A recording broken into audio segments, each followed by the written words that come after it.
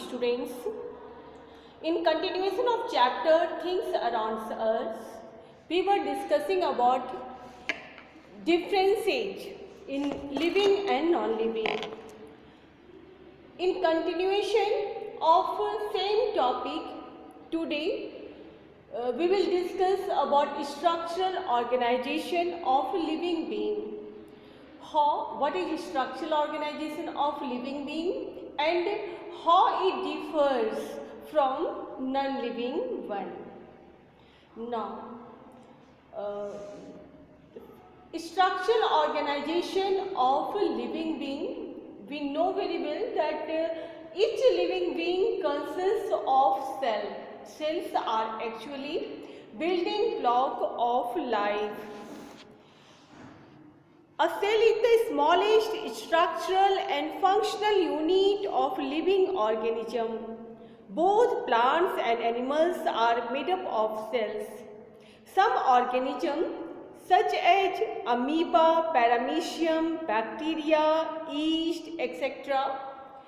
are consist of only one cell.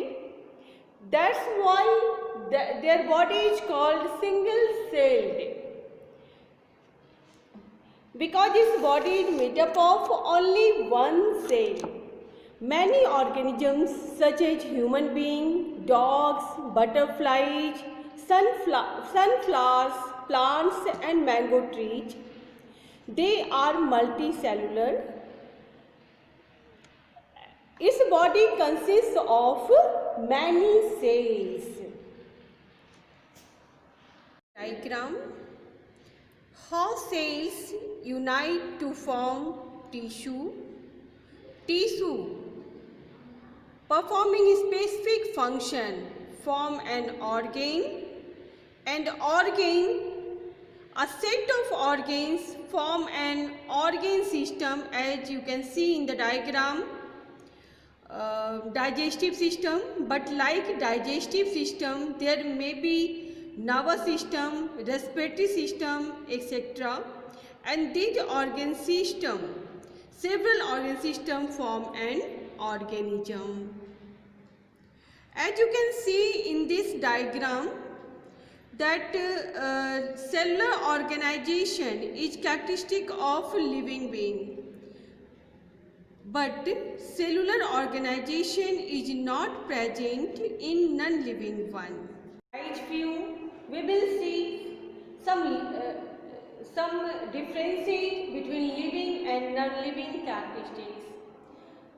Here you can see three columns. In first column, characteristics, especially living characteristics are given. In second column, living, and in third column, non-living.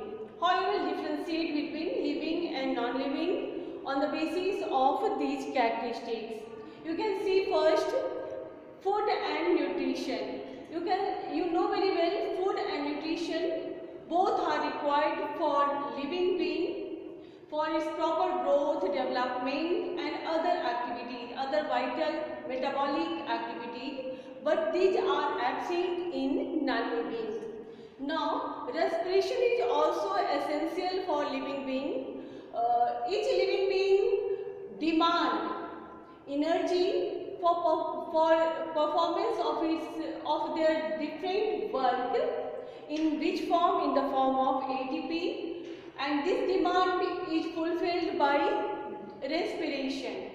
Respiration is not required by non-living being. Now come to the growth and development.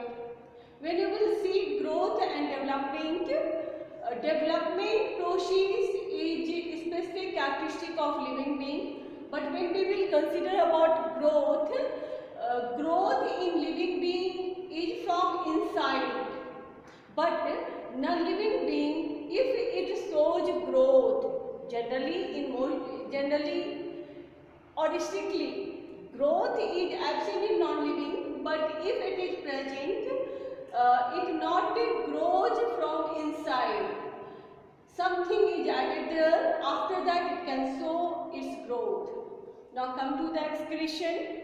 Excretion means removal of metabolic waste which is shown by living being. That means it is the specific characteristic of living being, not shown by non-living. Now come to the reproduction. Reproduction means giving birth to young one, which is living characteristic, not of non-living characteristic. Now come to the movement and respond to stimuli. This is also living characteristic. It is absent in non-living. Now come to the cellular organization. You know very well that each living being consists of cell. Cell is the specific characteristic of living being. Cell unite to form tissue, tissue to organ unite to form organ system, and organ systems unite to form organism. In this way, entire body of organism is formed. That means growth and organization is also a specific characteristic of living being, but it is absent in non-living. Thank you.